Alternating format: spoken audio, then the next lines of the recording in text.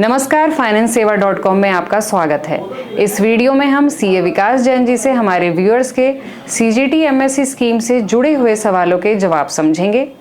CGT MSc scheme के under borrower को unsecured loan दिया जाता है। इस स्कीम के बारे में आज जितने भी सवाल हैं वो सभी हम समझने वाले हैं। तो स्वागत करते हैं सीए विकास जैन जी का। नमस्कार सर। नमस्कार सर, आज हमारे जो ये टॉपिक है सीजीटी एमएससी, हमारे व्यूअर्स चाहते हैं कि आप उनके सवालों का जवाब दें। तो चलिए हम इस पर चर्चा शुरू करते हैं ताकि उनके मन में जो भी कोई शंका है या कोई भी सवाल है आप उनका जवाब दे सकें। ठीक है, कोई इशू नहीं, आप पूछिए। ठीक है सर, आप बता सकते हैं कि सीजीटी एमएससी स्कीम क्या है? सीजीटी एमएससी स्कीम एक गवर्नमेंट स्कीम है। इसके अंतर्गत जो न्यू एंटरप्रेन्योर्स होते हैं या जो एग्जिस्टिंग एंटरप्रेन्योर्स होते हैं उनको लोन कवर दिया जाता है। इंडिया में ज़्यादातर प्रॉब्लम क्या है कि लोगों के पास अपना विजन है और अपना वो कुछ करना चाहते हैं, लेकिन उनके पास कोलेटरल सिक्योरिटी नहीं है। ज़्यादातर बैंक्स कोलेटरल सिक्योरिटी की मांग करते हैं। इस प्रॉब्लम को सॉल्व करने के लिए और एंटरप्रेन्योरशिप को प्रमोशन करने के लिए गवर्नमेंट ने इस स्कीम को बनाया है। इस स्कीम का फुल फॉर्म है credit guarantee fund trust for small and enterprises. इस स्कीम के अंतर्गत माइक्रो और स्मॉल इंटरप्राइजेज को लोन के लिए कवर दिया जाता है। तो सर, इनका अगला सवाल है हमारे व्यूअर्स का कि सीजीटी एमएससी लोन्स के लिए कौन कौन से बिजनेसेस एलिजिबल हैं? इस स्कीम के अंतर्गत इनिशियली तो मैन्युफैक्चरर और सर्विस सेक्टर को कवर किया गया था, लेकिन अब गवर्नमेंट ने इसमें ट्रेडिंग और होलसेलर्स और कुछ एग्रीकल्चरल एक्टिविटी को भी कर दिया है। जी, अब अगला सवाल ये है कि सीजीटी एमएससी स्कीम के अंडर कितना लोन लिया जा सकता है? इस स्कीम के अंदर मैक्सिमम लोन 5 करोड़ तक लिया जा सकता है। ये लोन अमाउंट टर्म लोन और वर्किंग कैपिटल दोनों पर्पज से लिया जा सकता है। आप जिस तरीके से हमारे व्यूअर्स को उनके सवालों का जवाब दे रहे हैं, मुझे लगता है कि उनको जानकर उनके सवालों का हल भी उनको मिल रहा होगा। चलिए फिर सर, सीजीटी एमएससी लोन के लिए कितनी कोलेटरल सिक्योरिटी देनी पड़ेगी? इस स्कीम के अंतर्गत कोई भी कोलेटरल सिक्योरिटी की ज़रूरत नहीं होती है। गवर्नमेंट ने इनिशियली तो प्योरली कोलेटरल सिक्योरिटी के बिना ही स्कीम को लॉन्च किया था, लेकिन जैसे जैसे रिक्वायरमेंट फंड की और बढ़ी तो गवर्नमेंट ने इसमें हाइब्रिड स्कीम को भी लेके आए हैं। यदि कोई बैंक हाइब्रिड स्कीम में लोन अप्रूव करता है तो उस केस में पार्शियली लोन कवर के लिए सिक्योरिटी की आवश्यकता होती है। अदरवाइज यदि ये क्लीन सीजीटी एमएससी लोन है तो इसमें अप टू 5 करोड़ तक कोई भी सिक्योरिटी की जरूरत नहीं पड़ती है। सीजीटी एमएससी स्कीम के अंडर किस तरह की फैसिलिटी ली जा सकती है? इस स्कीम के अंतर्गत फंड बेस और नॉन फंड बेस दोनों तरह की एक्टिविटी को कवर किया जाता है, लोन को कवर किया जा सकता है। फंड बेस में टर्म लोन हो सकता है जो कि आप मशीन खरीदने के लिए यूज कर सकते हैं या और कोई कैपिटल एक्सपेंडिचर करने के लिए कर सकते हैं। और इसके अलावा वर्किंग कैपिटल के लिए भी इस स्कीम को यूज किया जा सकता है। इसके अलावा नॉन फंड बेस्ड स्कीम जिसमें कि बैंक गारंटी और लेटर ऑफ क्रेडिट को भी कवर किया जा सकता है। सर, आप मुझे बता सकते हैं कि सीजीटी एमएससी के अंडर गारंटी फी किस तरह कैलकुलेट की जाती है? इस स्कीम के अंतर्गत गारंटी फीस कैलकुलेशन 2 क्राइटेरिया पे डिपेंड करता है कि आपने कितना लोन अमाउंट लिया है और दूसरा कि आप किस कैटेगरी से बिलोंग करते हैं। ओके सर, अगला व्यूअर का सवाल है कि सीजीटी एमएससी के अंडर लोन एग्जिस्टिंग यूनिट के एक्सपेंशन के लिए मिल सकता है? हाँ, बिल्कुल मिल सकता है। इस स्कीम के अंतर्गत new entrepreneurs as well as existing entrepreneur दोनों तरह के एंटरप्रेन्योर्स को लोन दिया जा सकता है।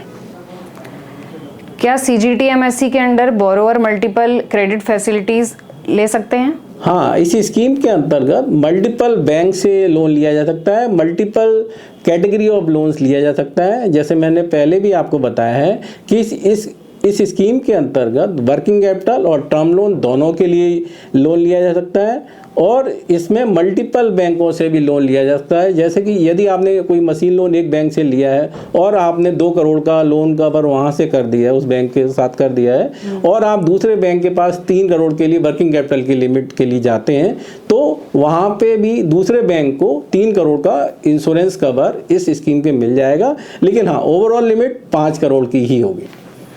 जी, अच्छा, CGTMSE स्कीम के अंडर लोन का रीपेमेंट पीरियड क्या होगा? इस स्कीम में वर्किंग कैपिटल को अप टू 5 इयर्स के लिए एक्सटेंड किया जा सकता है और टर्म लोन के केस में इसमें मैक्सिमम 5 इयर्स तक के लिए लोन दिया जा सकता है। अगला सवाल हमारा ये है कि CGTMSE स्कीम का फ़ायदा प्रोफेशनल्स भी उसको उठा सकते हैं? हाँ, इसी स्कीम के यह स्कीम सभी सेक्टर्स के लिए है। इसमें service sector, trading sector, manufacturing sector सभी कवर होते हैं इसमें, और प्रोफेशनल्स भी इसमें कवर होते हैं। इसमें आप आर्किटेक्ट हैं या आप चार्टर्ड अकाउंटेंट हैं या आप डॉक्टर्स हैं, सभी को इस कैटेगरी में लोन मिल सकता है। सर, आप ये बताइए कि CGTMSE न्यू एंटरप्राइज सेटअप करने के लिए लोन भी कवर करती है? हाँ बिल्कुल, इस स्कीम के अंतर्गत न्यू एंटरप्रेन्योर्स के लोन को भी कवर किया जाएगा। ये इस स्कीम का मेन ऑब्जेक्टिव है। लेकिन हाँ, कुछ बैंक अपने कन्वीनियंस के हिसाब से इस स्कीम में मिनिमम 3 इयर्स के बाद ही कवर देते हैं। जी, जब एंटरप्रेन्योर्स का विंटेज एटलीस्ट 3 इयर्स हो जाए। आप बता सकते हैं कि CGTMSE स्कीम के क्या ऑब्जेक्टिव्स हैं? इस स्कीम का मेन उद्देश्य है कि माइक्रो और स्मॉल इंटरप्राइजेज को लोन प्रोवाइड करने में बैंक को गारंटी प्रोवाइड करना, जिससे उनको लोन में लेने में कोई दिक्कत ना हो। और इसके अलावा इस स्कीम का पर्पज़ है कि न्यू एंटरप्रेन्योरशिप को डेवलप करना, जिससे वो इकोनॉमी में अपना कंट्रीब्यूशन दे पाएँ, रोजगार के नए अवसर प्रोवाइड करना और बैंक्स और फाइनेंशियल इंस्टीट्यूशंस के रिस्क को कम करना। तो सर, मुझे लगता है आज की युवा पीढ़ी को अपनी जो रोज़गार की काफ़ी आवश्यकता है, मुझे लगता है इससे इसको काफ़ी फ़ायदा होगा। हाँ बिल्कुल बिल्कुल, ये स्कीम उसी पर्पस से बनाई गई है। ऑल्दो ये स्कीम बहुत पुरानी है, लेकिन इसका इम्प्लीमेंटेशन लास्ट 2-3 इयर्स में मोदी जी के आने के बाद बहुत हुआ है। उससे पहले का आप रिकॉर्ड देखेंगे और लास्ट 3 इयर्स में जितने भी लोन्स हुए हैं उसमें बहुत आपको डिफ्रेंशिएशन मिलेगा। इसको बहुत गवर्नमेंट बहुत तेज़ी से प्रमोट कर रही है और सारे बैंक्स को, NBFCs को इंस्ट्रक्शंस है कि वो उनको मिनिमम नंबर ऑफ केसेज पर ब्रांच इस स्कीम में करने ही है।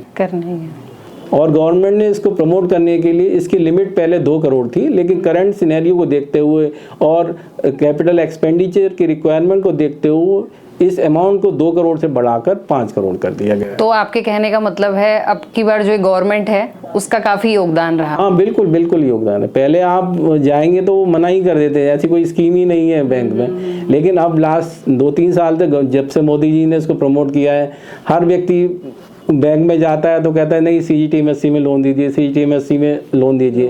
हाँ, गवर्नमेंट ने इसको ऑनलाइन भी काफ़ी फैसिलिटी दी है कि आप PSB59minutes.com पे भी जाके इसके लिए अप्लाई कर सकते हैं, उसमें ब्रांच को सिलेक्ट कर सकते हैं और इन प्रिंसिपल आपको लोन जब एक बार अप्रूव हो जाता है और फिर आप पर्टिकुलर ब्रांच में जाके फर्दर प्रोसेस के लिए बात कर सकते हैं। इवन अगर बैंक कोई मना करता है लोन देने के लिए, फिर उसको रिप्लाई करना होता है कि किस रीजन से आप उसको लोन के लिए मना कर रहे हैं। तो नंबर ऑफ लोन्स के केसेज इस स्कीम में काफ़ी बढ़े हैं लास्ट 2-3 इयर्स में।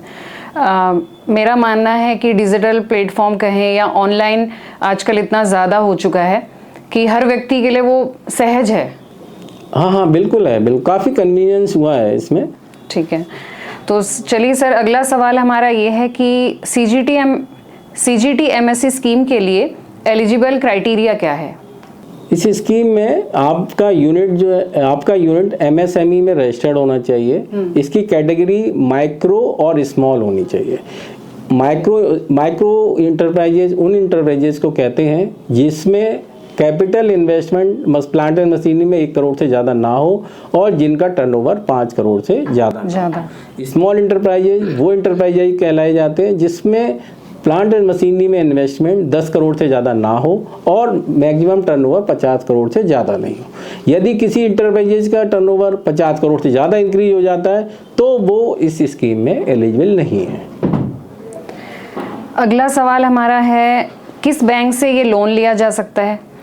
इस स्कीम में maximum private banks, government banks, NBFC, rural banks, financial institutions और foreign banks, urban cooperative bank शामिल हैं। तो काफ़ी बैंक मतलब इसमें अपना रोल अदा कर। हाँ बिल्कुल बिल्कुल, हाँ। बट इसमें क्या है कि कुछ लिमिट्स हैं कि रूरल और अर्बन में अगर आप रूरल और कोऑपरेटिव बैंक में जाएंगे तो आपको हो सकता है 50 लाख या 1 करोड़ तक का कवर मिले। बट लिमिटेशंस हैं। But majority of the cases में आप 5 करोड़ तक का CGTMSE कवर इसमें लिया जा सकता है।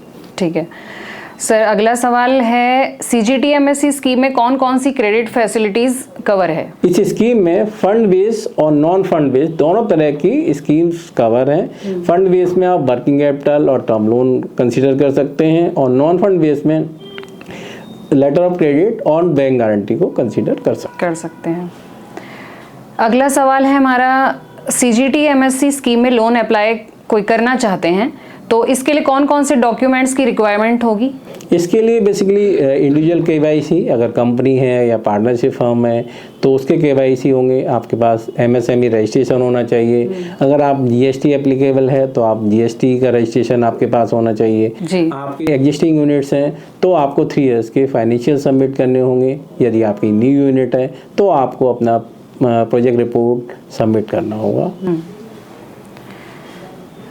अगला सवाल है कि आप मुझे बताएंगे कि CGTMSE स्कीम के अंतर्गत एजुकेशनल इंस्टीट्यूट को लोन मिल सकता है? हाँ, अब गवर्नमेंट ने एजुकेशन और ट्रेनिंग इंस्टीट्यूट के लिए भी इस स्कीम को ओपन कर दिया।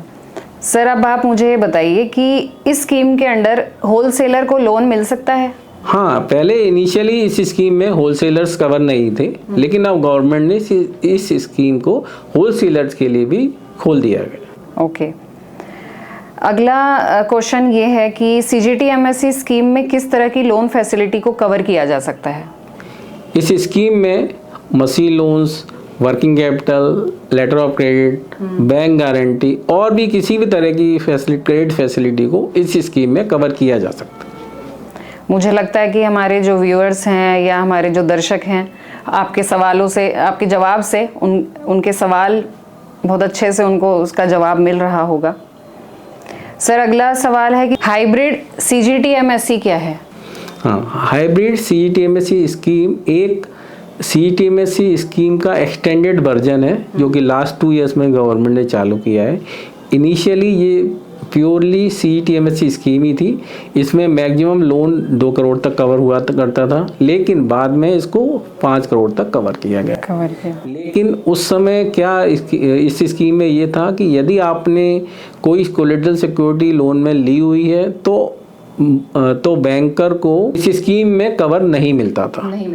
इस समस्या को ध्यान में रख के गवर्नमेंट ने हाइब्रिड स्कीम चालू की है जिसमें आप secured as well as unsecured दोनों तरह से लोन ले सकते हैं। इसको मैं एक उदाहरण से आपको समझाता हूँ। मान लीजिए आपकी प्रॉपर्टी की वैल्यू 2 करोड़ रुपए है और आपकी फंड की रिक्वायरमेंट 7 करोड़ रुपए की, ठीक है।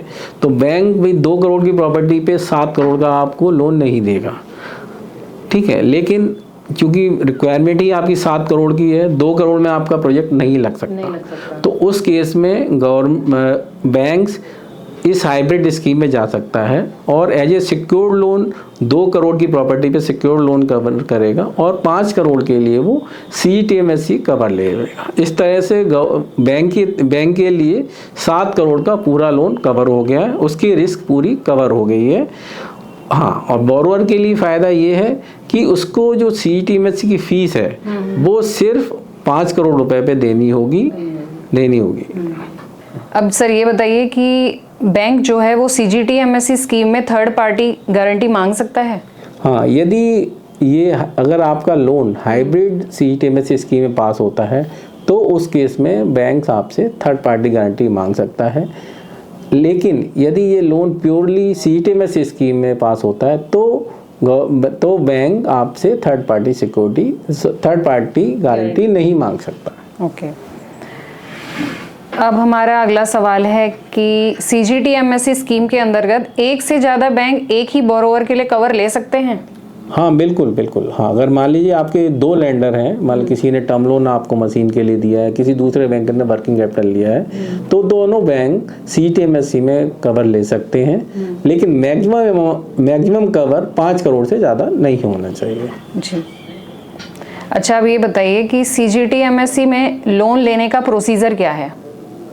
इस स्कीम में सबसे पहले आपको अपने बैंक या फाइनेंशियल इंस्टीट्यूशंस को अप्रोच करना होगा, अपनी प्रोजेक्ट रिपोर्ट, CMA डाटा और अपने KYC और अपनी कंपनी के KYC, अपने GST रजिस्ट्रेशन सारी चीज़ें बैंक को सबमिट करनी होगी। एक बार बैंक लोन अप्रूव हो जाएगा तो उसके बाद बैंक आपके बिहाफ पर CGT-MSE को अप्रोच करेगा गारंटी कवर करने के लिए। इसके लिए रिक्वायर्ड डॉक्यूमेंट बैंक आपके बिहाफ पे सबमिट करेगा। एक बार CGT-MSE की तरफ से आपका अप्रूवल आ गया, गारंटी का अप्रूवल आ गया, तो उसके बाद बैंक्स आपको फंड रिलीज कर देगा। तो जो जिनके भी ये सवाल हैं वो उनको ये चीज़ स्पेशली ध्यान रखनी होगी, अगर हमें ये लोन चाहिए तो हमें प्रॉपर डॉक्यूमेंट्स हमारे पास होने चाहिए। हाँ बिल्कुल। और आप CGT-MSE के बाद डायरेक्ट लोन कवर के लिए नहीं जा सकते, सिर्फ बैंक फाइनेंशियल इंस्टीट्यूशन ही माध्यम है, वो अपने आप आपके बिहाफ पे कवर लेगा। सर बताइए कि ऐसा हो सकता है कि किसी भी बोरोवर का गारंटी कवर CGT-MSE ट्रस्ट द्वारा रिजेक्ट कर दिया जाए?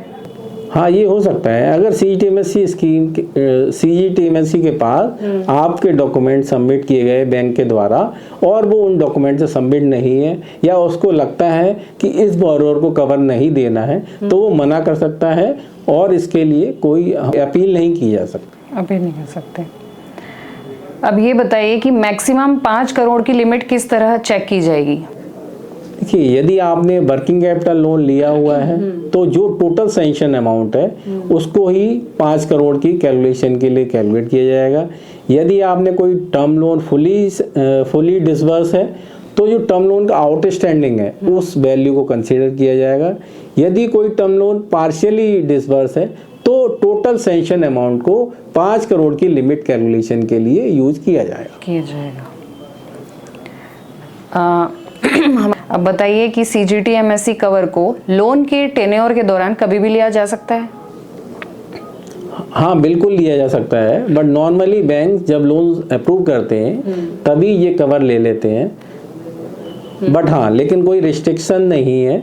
अगर आपका एग्जिस्टिंग लोन चल रहा है और बैंक को लगता है कि इन फ्यूचर हमें इसमें कवर लेना चाहिए तो बैंक उसके लिए कवर के लिए बोरोवर को कह सकता है। ठीक है। CGT-MSE स्कीम में एनुअल गारंटी फ़ी क्या लगेगी और इसके बारे में आप हमें कुछ बताइए। CGT-MSE कवर के अंडर बोरोवर को एक गारंटी फ़ी पे करनी होती है, जो कि बैंक गारंटर बोरोवर के बिहाफ पर कलेक्ट करता है और CGT-MSE को पे करता है। यह फीस 0.37% से लेकर 1.5% पर एनम तक हो सकती है। यह फीस आपका जो टोटल लोन अमाउंट आउटस्टैंडिंग होगा उस पे आपको ईयरली बेसिस पर पे करनी होगी। यह फीस बैंक टू बैंक और बोरोवर टू बोरोवर वेरी करती है। मुझे लगता है बैंक भी काफ़ी सारी फैसिलिटीज़ प्रोवाइड करती हैं। हाँ बिल्कुल। सर, क्या आप बता सकते हैं कि CGT-MSE स्कीम में 10 लाख तक के अमाउंट के लिए एनुअल गारंटी फीस क्या होगी? हाँ, इस स्कीम में 10 लाख तक के लोन के लिए 0.37% per annum minimum guarantee fees पे करनी होगी। ये अमाउंट लेकिन बढ़ सकता है, ये डिपेंड करता है कि बोरोवर किस कैटेगरी का है और बैंकर कौन है। ठीक है। आप ये बताइए कि CGT-MSE स्कीम में 10 लाख से 50 लाख तक के अमाउंट के लिए एनुअल गारंटी फीस कितनी देनी होगी? 10 लाख से 50 लाख के बीच के लोन की फीस मिनिमम फ़ी 0.55% पर एनम देनी होगी। यह amount bank to bank, borrower to borrower vary कर सकता है। अब ये बताइए कि बोरोवर को CGT-MSE स्कीम में 50 लाख से 1 करोड़ तक के अमाउंट के लिए एनुअल गारंटी फीस कितनी देनी होगी? हाँ, इसके लिए 0.6% पर एनम फीस पे करनी होगी। ठीक है सर, अगला सवाल हमारा है, बोरोवर को CGT-MSC स्कीम में 1 करोड़ से 2 करोड़ तक के अमाउंट के लिए एनुअल गारंटी फीस कितनी देनी होगी? हाँ, ये फ़ी 1.2% पर एनम होगी। ये मिनिमम फीस है। ये फीस इंक्रीज भी हो सकती है। यह डिपेंड करता है कि जो बैंक है उसमें डिफ़ॉल्ट रेशो क्या है और बोरोवर किस कैटेगरी का है। अब बताइए कि बोरोवर को CGT-MSC स्कीम में 2 करोड़ से 5 करोड़ तक के अमाउंट के लिए एनुअल गारंटी फीस कितनी देनी होगी? हाँ, इस कैटेगरी में आप बोरोवर को 1.35% पर एनम फीस पे करनी होगी। सर, हमारे एक व्यूअर का मैसेज आया था कि आपसे वो जो भी सवाल करते हैं आप उनका जवाब उनको बड़ी उनके सेटिस्फेक्शन के हिसाब से देते हैं। Thank you. अब ये बताइए कि women, SC/ST, person with disability और अग्निवीर्स को गारंटी फी में कितना कंसेशन दिया जाता है? हाँ, इस स्पेशल कैटेगरी के लिए गवर्नमेंट ने 10% का एडिशनल डिस्काउंट दिया है। इसका बेनिफिट इस कैटेगरी के सभी लोगों को मिलेगा। मुझे ऐसा लगता है कि आज के समय में महिलाओं के लिए स्पेशली बहुत सारी स्कीम्स हैं और महिलाएं उनका। हाँ, बिल्कुल बिल्कुल। गवर्नमेंट बहुत महिलाओं को प्रमोट कर रही है कि वो आगे आएँ और एज ए एंटरप्रेन्योर्स अपने बिजनेस को आगे लेके जाएं।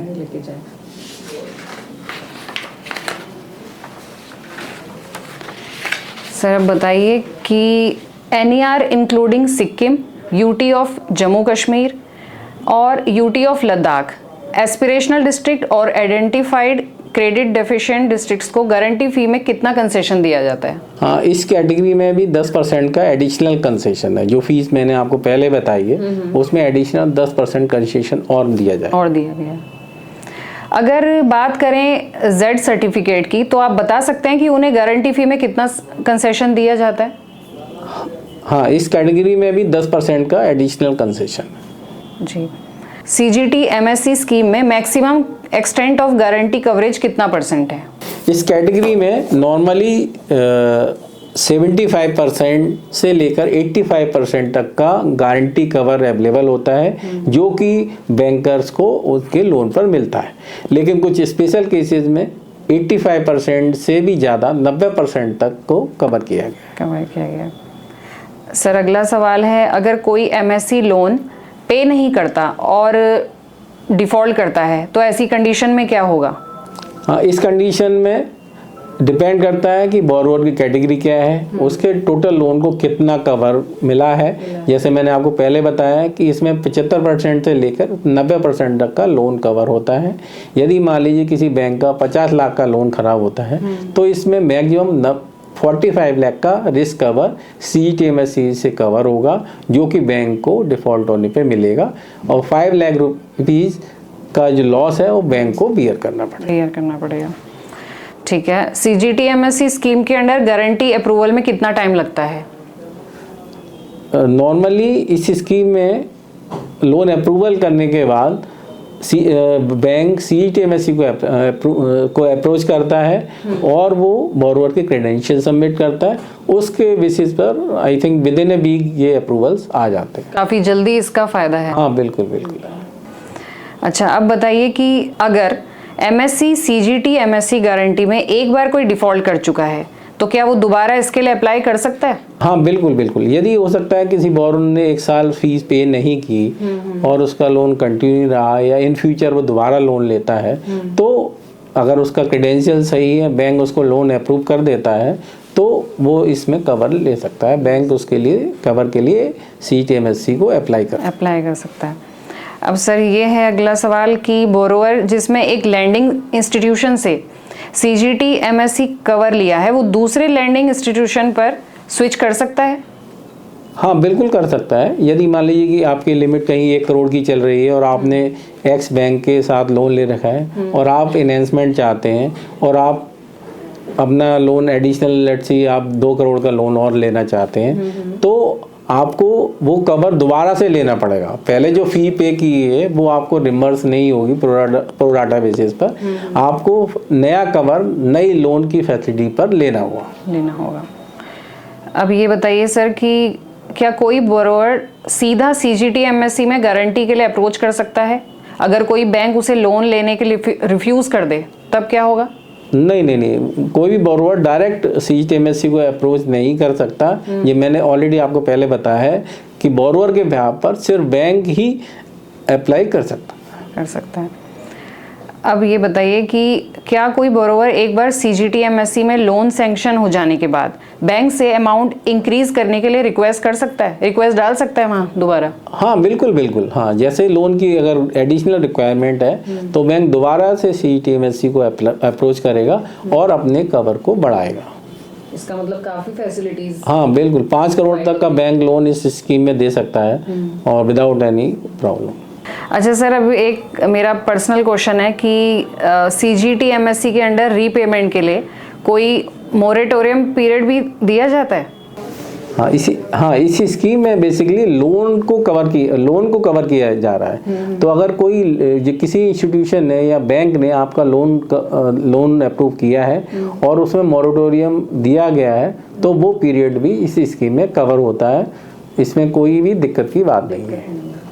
सर, मैं आपके सवालों के जवाब से बहुत सेटिस्फाई हूँ और हो सकता है इन फ्यूचर मुझे आपकी ये बताई गई बातें इन फ्यूचर काम आए और मैं आपसे मदद भी ज़रूर लूँगी। नहीं, बिल्कुल। आपको कोई भी सलाह की ज़रूरत हो आप बताइए, हम आपको ज़रूर हेल्प करेंगे।